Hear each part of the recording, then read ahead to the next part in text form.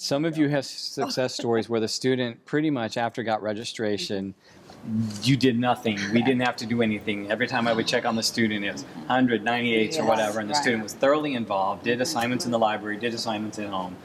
You all have that. But what about the different ones that was a success story in the end that maybe you didn't even expect it to be?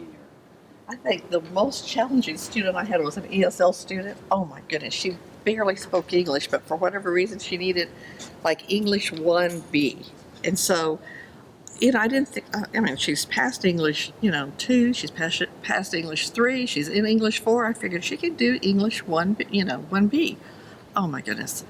She had the hardest time passing this class, and I finally, the teacher was so good at Texas Virtual Schools. They were they tried to accommodate her any way they could, and I finally ended up getting some help from the ESL people on my campus, and I got a Spanish speaker to work with her. But I really thought they cut her assignments down. We were just doing whatever we could to help the student pass, and she ended up doing it, working, constantly with the tutor that I had on campus and working with the teacher. But she had to have this class to graduate. And up to the very last day, I was telling Mark, oh my goodness, I just didn't know if it was going to happen. But, I was so excited when the ESL student passed, because I would have, had I known it was going to be such a challenge and it was going to be such a struggle to get her in there, I don't know if I would have put her in there, but she passed. One thing that was neat about that situation is every time I'd go to the campus, somebody was literally jumping just trying to help her. Yes. They were excited about the chance to help her pass and graduate. It was awesome. 7, 8 different people throughout the semester. Throughout the whole, because we were having to, her English was so bad that we were having to translate from the English to the Spanish so that she could then try to figure out how to make it back into the English. And I just didn't realize it was going to be such a struggle for her. And it was, just to see her pass was like, oh my goodness, you're going to actually graduate. And what was the nature of the support you received from Texas VSN in particular? They were, when they realized, when I finally realized how limited she was on her English, they were so supportive.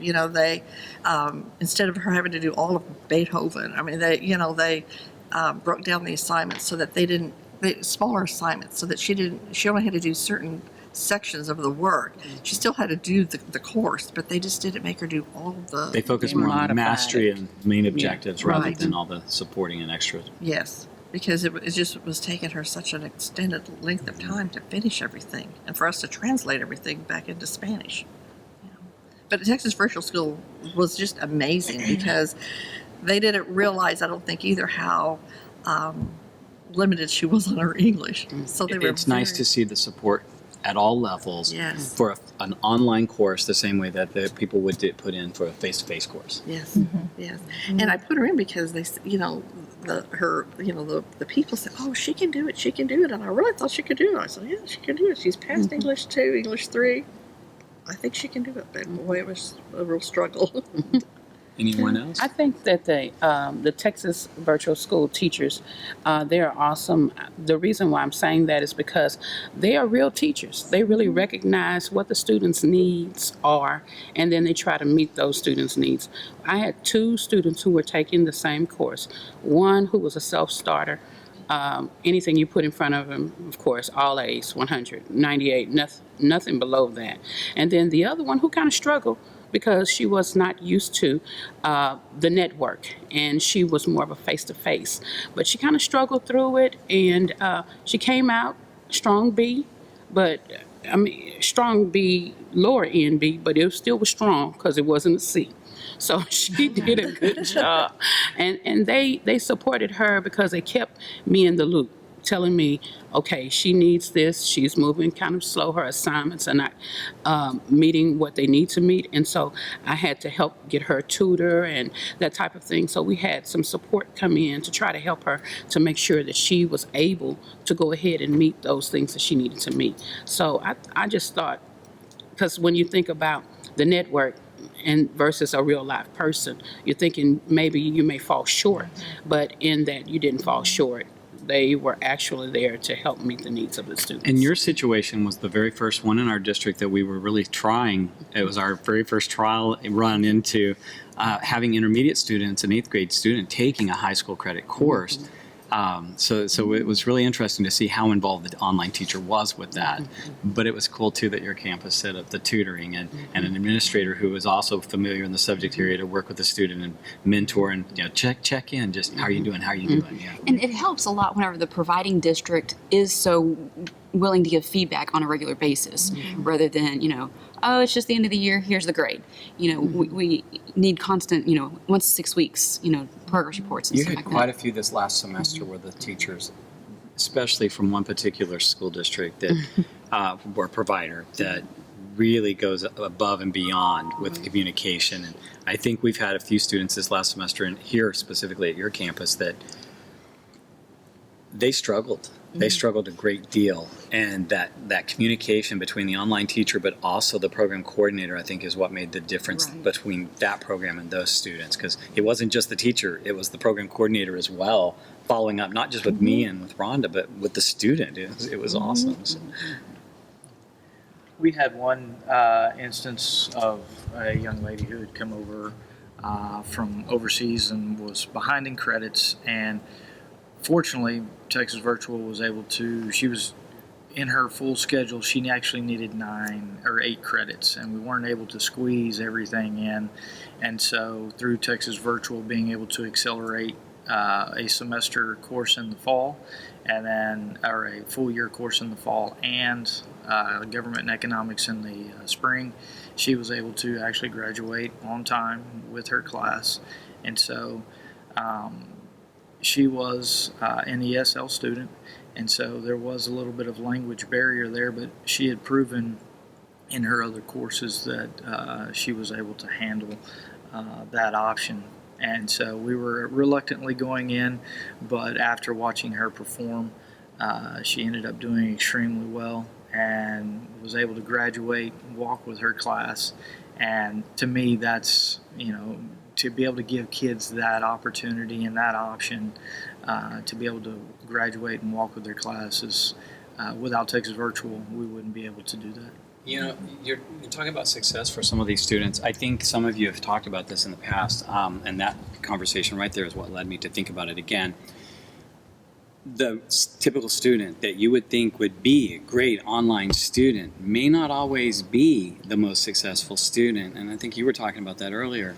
Yes, I had a student a few years ago that was in the top, not just top 10%, but the top 10, and she struggled a whole lot just because she was so over involved in extracurricular activities, and that I think is huge to kind of take into consider when they're talking about doing a virtual class, because it's just a matter of time management. And sometimes they think, oh, I'm a smart student, I can do this, and they sometimes can't. So. It's a learning style, way of learning that's different. It's not just because they're an intelligent student or not. It really is, how do they work well in this particular way of learning? Because some of the students that I know, some of you've had, I would read their applications and look through some of the information, and there is no way this poor child is going to be successful, and yet they come out being one of the best successful students we've had. So how do you determine, or how do you guess? We don't tell students no in Klein for taking online courses. We try to steer them away if we can, if they're really, we have that gut feeling or something about them that they've shared doesn't seem to really click with an online student. But since we don't say no, what do you look for in telling what a student is successful or what a student might not be successful with the courses? I mean, really the self-starters, those that have good time management skills, that's what I look at. Of course, you want them to be a stronger student, but even, again, we've had weak students that have been successful. So really it's the time management skills, making sure that they're aware that you have to do it outside of school in addition to that period in the library. You have class time and homework. You have to devote yourself to it. And I like the fact that they have the calendars sense of when they need to be doing things and when they need to have something done, because I have those visual people who are like, okay, I've got to see where I need to be at this specific point. And I love to see those students. I've had a kiddo now for 2 years, and he just wants to keep going back for classes, and he's just dabbling into classes that we don't even offer. And so I was talking to somebody the other day. I was like, oh, I don't have to worry about him. I know he'll be great. So I just love to see the students that are loving it and coming back for more. So That particular student, I know who you're talking about, Yes. it's really cool because he not only was he taking courses that weren't offered, he was taking courses that he was interested in a subject or something that could lead to an entire career change or a college program change once he gets to college, because it was such different courses. It was like, I'm really interested in that, but he had never had that chance to even dream about it because we didn't offer it. Right. So it's like opening up an awareness all of a sudden right at the end of their careers, of their high school careers, of taking something else now into the future. So Right. one of our very first students that we ever had in the program was a high school student, very successful, one of the top 10 type students, was just, dead set on being a doctor. Parents were dead set on him being a doctor. It was that type of perception in the home that he was going to be a doctor. And he took one of the classes on art, and that was our first offering in art that a student had taken, and decided he was changing his whole career path. So that was a successful thing, I think. He found something he was interested in, but the phone calls weren't so pleasant after. And I think it's important, like you said, Klein doesn't tell students no. And we can tell the student what we think is expected of a student taking virtual school class. But ultimately, if the child thinks they can do it, I think we should give them the opportunity. Is there anything else that you would share with somebody if they were to say, why? Why take a Texas VSN class? Why not? Yeah. Why Why take not? it? To experience opportunities that you will have in college. There will be opportunities to take online courses in college. The thing about college is they'll generally offer either online or face-to-face. And so you can, at that point, as an adult, make that decision, am I good enough to take an online course, or do I need to still have that face-to-face? And to give them that opportunity in high school is a big benefit in my mind to get them prepared for college. So they will have that opportunity, and they know, hey, I can go take a college course. I can be successful online because I know how to manage my time. I know how to do the homework outside. I know how to be successful in an online environment.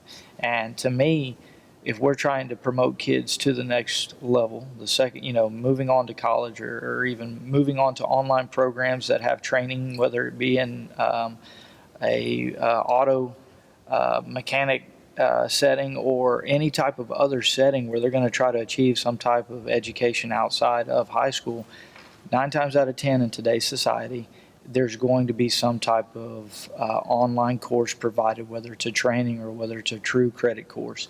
And I think because we offer it at the high school level, it only helps them be successful in the secondary level also. Even in the workforce, Yeah. a lot of people work from home now. So many things are moving to online because it allows us connectivity to the rest of the world. It's not restrictive.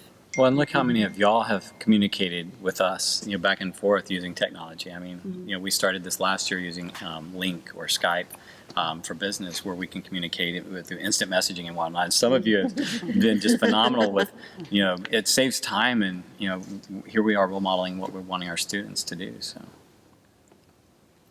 When I said why not, is basically because there are just so many benefits to being online than not. Your time management, you have more time, even though you have to take that extra time to study, but you still have some other time to add in to do some other things that you would like to do. So why not take it when you have the benefits far outweigh what you're losing? And that's what I love after everything is over and done. I love to bring my students in and kind of ask them about their experience and kind of get the pros and the cons from their perspective. From what I see on the outside, I like to see what they're actually going through and what they think about it. And so I like to get the feedback from them as well.